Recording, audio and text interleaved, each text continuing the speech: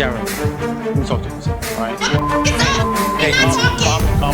Don't tell me to calm down. What's up? Okay. No, I want to start your out because I'm not. What the is going on? Hey, I'm your. What the f are you doing out there? Why are you still chasing after old? You supposed to be with me? What the f? Who are you? I am Amber Mother Diamond. Who? Amber Mother Diamond. Nigga, what?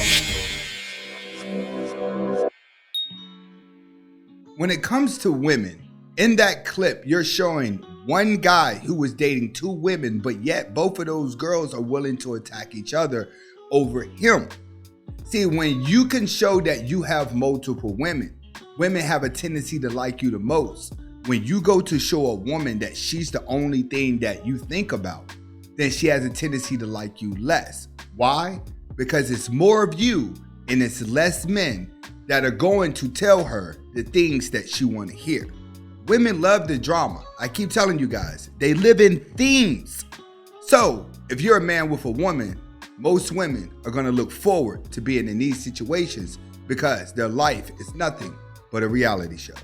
Women don't like dudes who got their own, who don't need them. They rather deal with men who are not that intellectually aggressive, who gonna let them say what they want and do what they want. They rather deal with a man like, not saying you like that, but most women out here don't want to deal with a man who gonna say, baby, nah, don't wear that. Nah, baby, don't talk like that. They don't really want to deal with that. They rather deal with a dude who let them say and do whatever they want to Preach! do. And they think if a man be a man, he's toxic. So my question was, do you for a real woman? Let me answer that question. And the reason why I asked I'm is listening. because if you put a real woman, she's going to agree with you. Hey, maybe I shouldn't step outside wearing this. I respect that, this baby. nasty. But in the same breath, a good woman would not have to look at herself and her man would not have to tell her that. It would just automatically work. What we have is, especially in the community that we call the black community, I always say the women in the black community are already being programmed at children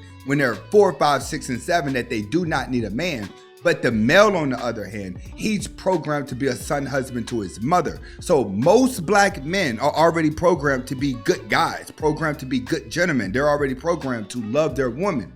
But in the same breath, their woman is programmed not to love them. But every woman is always up for game. What do I mean? If you can be attractive to other women, then that's enough game for her to want you. Why? Because they live in themes. Their life is nothing but a reality show. You didn't say what you did to make him do that. Oh, 9 times out of 10 do worse shit than men. We just catch the men don't catch us. So we sit here, talk about them, and say these ain't shit. But really, what about when you had a good one and he just got sick of your shit, and so he started doing shit to you? So now you're saying he's not shit. You're telling your friend about everything he did, but you didn't say what you did to make him do that. In relationships, when you're young in your 20s, I say this a lot, you're going to play a lot of tit for tat games.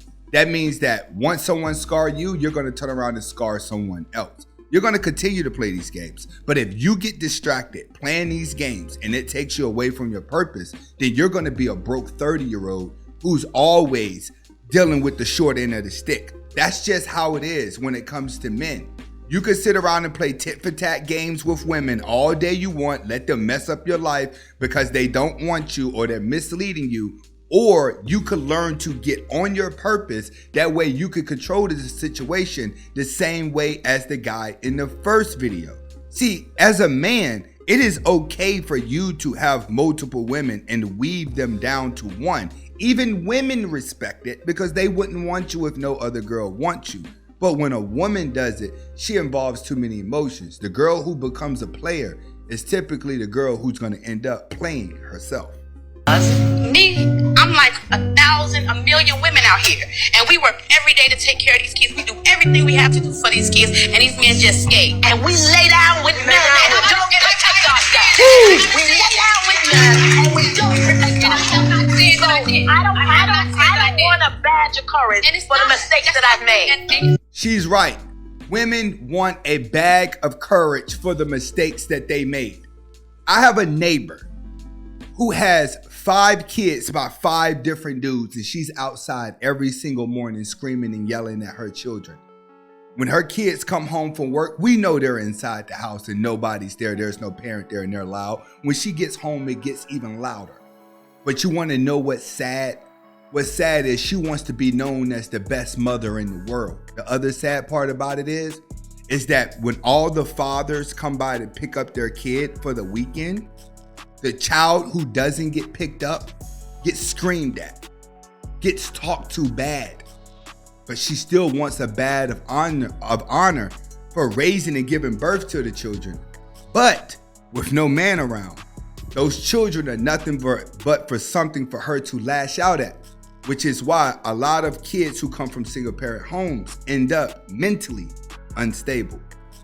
It's not like that. Okay, yeah, but It's you not know, like that. but this is not about they do, I do, we do. This is about women seeking validation in the bed with a man. It's about us being broken Absolutely. and looking for somebody else to fill us up. Absolutely. That's what this is about. And I understand Not about you taking care of the child that you had with a man when you didn't have a condom or pill or something. We all have to take responsibility because the children are suffering. She is right. This is the biggest problem. The single mothers want to stop. Look at my mistakes. Look what I went through. Look what I had to do. You just want a badge of honor for your mistakes. You're not being accountable. We say it all the time. Okay, we give you the achievements for being a single mother. We give you the achievement for raising kids. We give you the achievement for going to go get a job. But you don't want to be responsible for what they're actually turning out to. You don't want to be responsible for their psychology. My mother is such a narcissism, she doesn't even realize the disconnect she had between me and my dad, how she kept me away from my dad and what it did to me, that she's just like, so what, you're grown, get over it. So what, you're grown, get over it. That's her narcissism that does that, and that's what black moms do. You become a narcissist. You don't understand the pain that your children are going through. You just expect them to get over it so you can get your badge of honor for raising them. Why do they put themselves in the position to do that? You know why? Because their bloodline is just designed to breed. Black people, not all, majority of black people never outgrew the slave mindset. It's permanently in their DNA. So here are some breakup facts. The first one is whoever stays single the longest after a breakup tends to be the one that was most loyal. Second fact, it takes roughly between 3 and 5 months on average to get over a breakup and to fully heal. So if the person that broke up with you found someone else in 3 months or less, or you found someone in 3 months or less, means that you were either faking the relationship you just got out of, or you're faking the current relationship that you're currently in. Think about that for a second. He's absolutely right.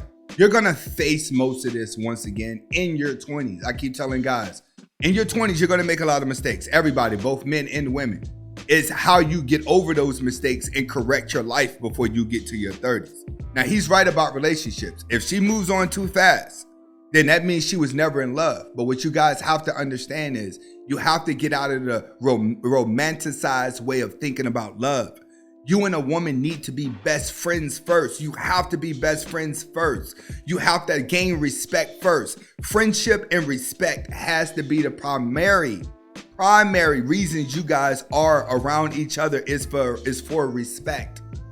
Love comes down the road when you've proved to each other that you respect each other and that you're friends. Then love will kick in. That's how it's supposed to go. But most people want love, hoping that it gives them respect and a friendship.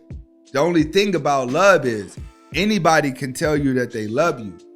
You have to show somebody respect. You have to show someone that you and them are friends. You are jealous. You are a jealous bitch. Just because he thinks that I'm attractive and you're not. I'm trying to save your marriage. No, you are jealous. You are a jealous bitch. Go for it. Go home. Yeah. You go.